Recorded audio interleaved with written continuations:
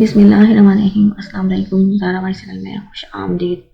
رسول اللہ صلی اللہ علیہ وسلم نے فرمایا، حجر اسود جنت سے اترا ہوا پتھر ہے جو کہ دودھ سے زیادہ سفید تھا، لیکن لوگوں کے گناہوں نے اسے سیاہ کر دیا ہے۔ ترمذی۔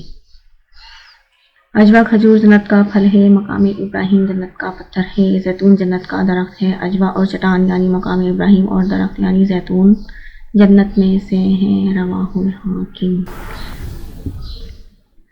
رسول اکرم صلی اللہ علیہ وسلم نے فرمایا، حجر اسود اور منبر شریف کے درمیانی جگہ جنت کا ٹکڑا ہے۔